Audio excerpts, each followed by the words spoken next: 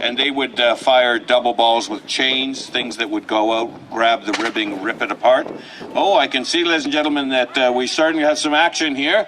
From the side gate, it looks like there seems to be some sort of attack going on, and you can see the French soldiers now are forming up, and I see a group of the British are actually through the gates now, ladies and gentlemen, are forming up now.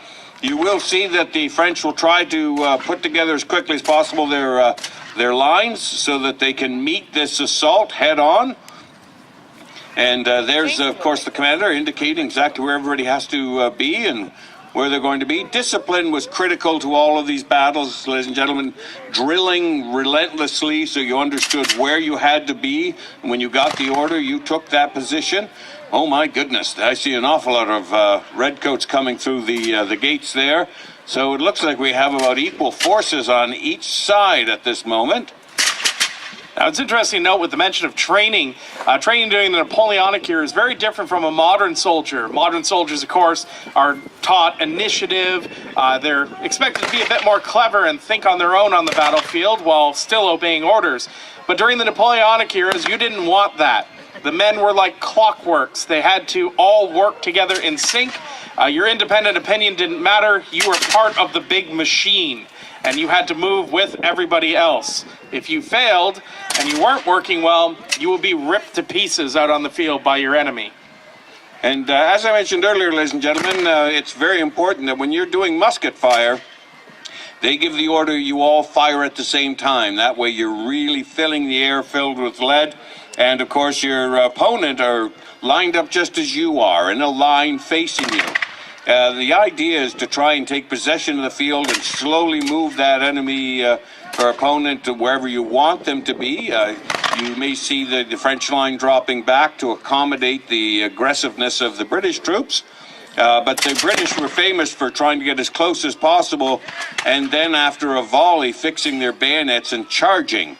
And they did so very successfully at the Battle of Queenston Heights, which sort of wrapped things up nicely when they charged the American lines with bayonet. And it would be a pretty awesome sight to see men running at full speed with a bayonet on the end of their musket aiming at you. So that was some situation we didn't want to get into. Now you see the British lines moving forward. And that's the discipline, ladies and gentlemen. There they are under fire, and those men are calmly marching forward. You notice that the sergeants, of course, are the ones at the end with the large pikes. Certainly pikes are deadly in battle when you get close enough. But prior to that, those pikes are also very handy for keeping your line dressed in terms of keeping the men in a straight line, and also being as, shall we say, some sort of obstacle should they wish to go the other way when you don't want them to. I believe they refer to them as encouragement sticks, colloquially. Yeah, that's right. And very encouraging indeed. Okay, you can see the French now are getting off yet another volley. Notice how they have fallen back a little bit, but they do so in good order. We're making sure that their flanks certainly are covered by, we have some pickets out on this side nearest to us, but the line though has dropped back, considering they've dropped back about 30 feet or so. We'll see if the British follow this through with some sort of forward motion to take advantage of the new positions, and they certainly do. There they are, marching right into the fray, ladies and gentlemen.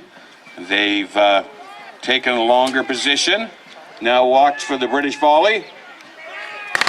And there it is, ladies and gentlemen. Now, one of the things of note in this era is the fact that the French and the British armies were oftentimes made up of many foreign contingents fighting amongst them. The French had conquered many nations across Central Europe and had absorbed their militaries into the ranks, and the British had made a lot of recruitment amongst men who wished to fight against the French. It's interesting to note that the British Army in 1812, 40% of their men did not come from the British Isles. Now you notice, ladies and gentlemen, that there's another small group of French soldiers, of course, who are lining up beside the building right in the middle here. And it looks like they are anticipating an attack coming from that particular direction. There is a gate at the back, and no, it looks like there's a small sortie of British that have come around the corner and have tried to take that flank. They've laid down a volley, and now they're attempting to protect that part of the battlefield. And the British are almost to the point now where the French were at the start of this battle. They have pushed them right back into the open square here. And here come the British again, marching forward. The French are desperately trying to get their line of battle drawn up here. The commander's obviously seeing something I'm not seeing because they have just swung them into position, all right? And now the second half of the British line's moved. Oh, yes, we're dying now. The British volley, my goodness. It's like one loud noise when it happens. I see what's happening now. In the distance there, it looks like we have some of the 95th riflemen are up there on the berm, ladies and gentlemen. They're firing down at the, it looks like the French have been flanked. They're getting fired now from two different directions. One thing you do not want to be in is when you're being fired at from the side while you're trying to stave off the enemy in front of you who's firing at you, and they have got themselves in a real pickle here, ladies and gentlemen. Now, the French have to be particularly careful with 95th rifles. As Scott mentioned earlier, the rifles were incredibly accurate, with the longest confirmed kill with a Baker rifle during the Napoleonic Wars being 420 yards. Of particular target were going to be officers, sergeants, basically anybody who looked like they knew what they were doing. The 95th rifles were going to try to put them down as quickly as possible. Okay, now, look at my goodness. The British are really moving in on this right now. The French have a number of their men down. The British are actually doing quite well in terms of their casualties. They are certainly holding their own. And of course, in the background, we can hear the drums and we can hear the pipes being played. A common instrument, much like the fife and drums, that can be heard over a long distance.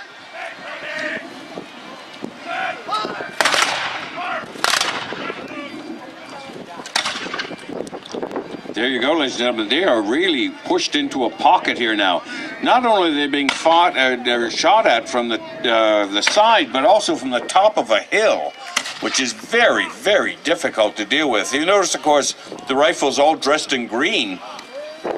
So if you're laying in the tall grass like they are right now, you tend to disappear until you pop up and start to fire. And look at that British line. It is still moving forward. Now, there was a Canadian regiment that wore a uniform very similar to the 95th. They were called the Grande Light Infantry.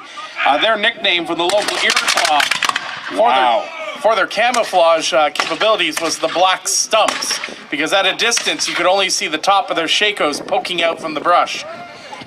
Well, as you were just talking there a moment ago, Daryl, the entire line fired a volley, and that has got to be decimating to the French troops that are at this side.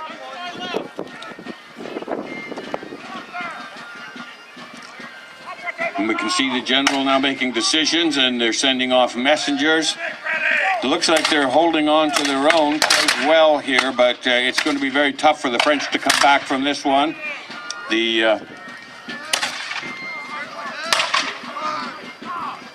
Now, of note is we often get this impression of officers being these haughty, fancy types that go and hide behind the lines. Being an officer this time period meant exposing yourself to danger, and it was oftentimes almost suicidal for officers. The Battle of Chippewa, there was a British regiment that lost 16 of its 18 officers killed or wounded in 20 minutes of engaging the enemy. Absolutely. You would see those people, of course, the soldiers on the other side would be taking careful aim at the junior officers, particularly the commanding the lines, because once you took out the officers, you took out the command, and that was very important. But right now, if you notice, the British officers, even though they have been certainly present throughout this battle, they are still in command of their troops. The French have lost a number of men now, and you can see that line has really, really shrunk, and they are under really withering fire too, as far as that goes. Well, the French are in a desperate position after 2 engagements with the British and being picked up in a fortified position. Ooh, another major volley. Wow. Their numbers have already been bled nearly white, and now Now it just seems that the numbers are really telling against them. Unless there's some sort of tactical miracle they're thinking of. No, there's a white flag. The handkerchief has gone up on the French side. The French are surrendering, it appears. Or at least wishing to treat with their enemy. Perhaps I was running a little too fast, yes. The commanders have come out. It is indeed a surrender. The French commander is handing over his sword to the British commander. And now he's giving it back to the commander, which is a sign, a very chivalrous sign on behalf of that commander to give back the sword, recognizing, of course, the bravery of not only the commander, but of all the men that were present here.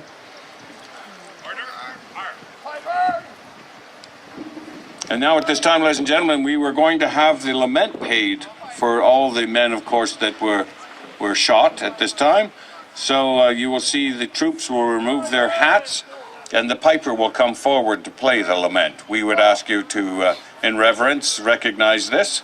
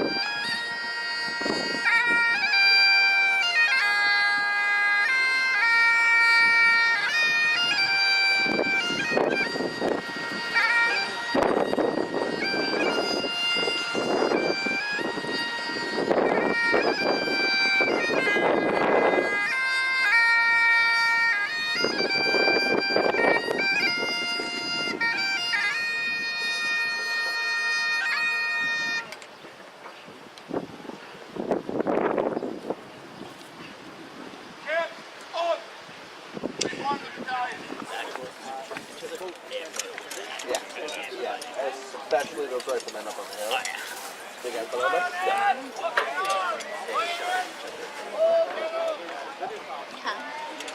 Lucy? Lucy?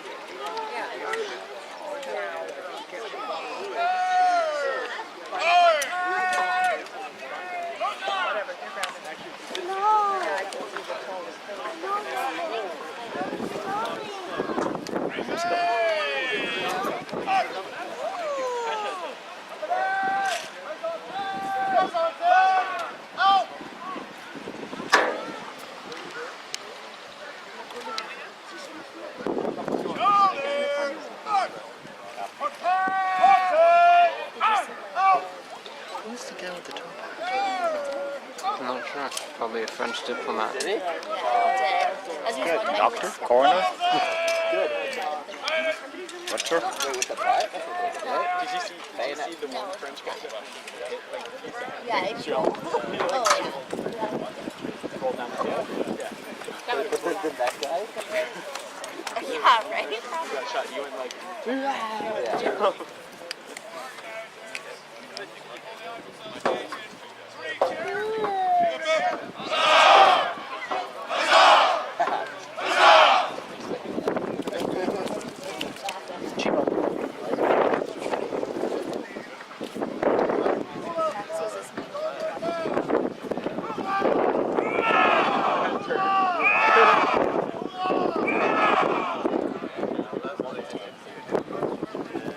Little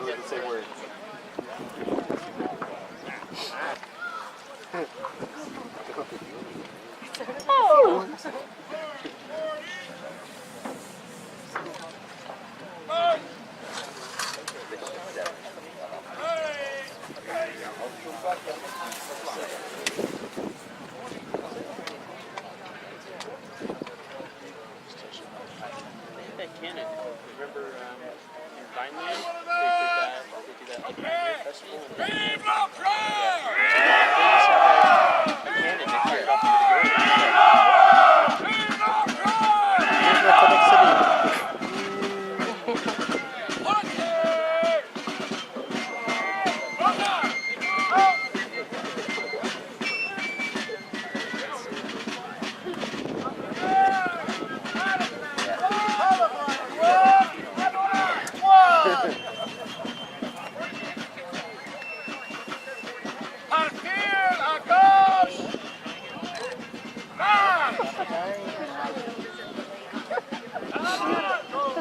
into the little tiny guy.